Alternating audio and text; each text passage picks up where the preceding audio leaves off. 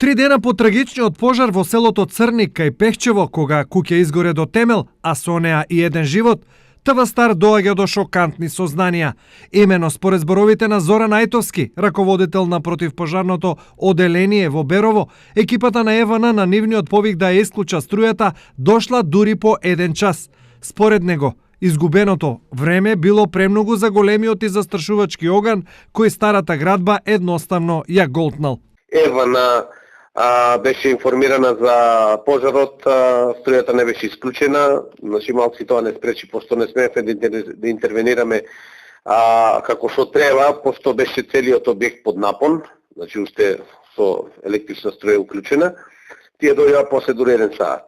Според првиот пожарникар во Берово, Ајтовски, случајот со Црник во досегашната пракса во вакви случаи за ЕВН не е прв пат. Дали ако екипите на ЕВН дошла евентуално порано, материјалната штета би била помала? Да, помала. Секако, значи тоа е проблем не само кај нас, него цела Македонија, кој неколку пати имаме разговарано, меѓутоа не знам што е работава, тие значи не се одзиваат на наши повици за исклучување на струјата во такви ситуации кои има пожари и мислам дека тоа е голем проблем. Мислам дека материјалната штета ќе беше помала. ТВ Стар од ЕВН побара објаснување и реакција за тврдењето на Ајтовски, која ја добивме и гласи.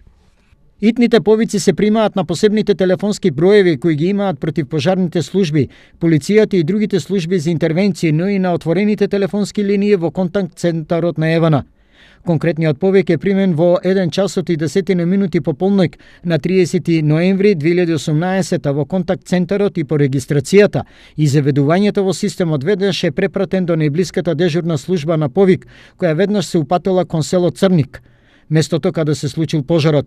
За помалку од 25 минути од примањето на повикот, вработениот бил на местото на интервенција или поточно во 1 часот и 35 минути и таму се задржал до 2 часот и 26 минути.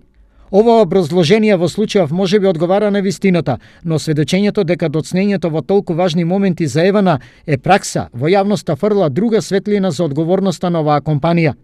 Очигледно организацијата на тој терен треба да се подобри, зашто освен самата ЕВН, веројатно ќе треба да интервенираат и надлежните државни органи, полицијата, обвинителството и судовите.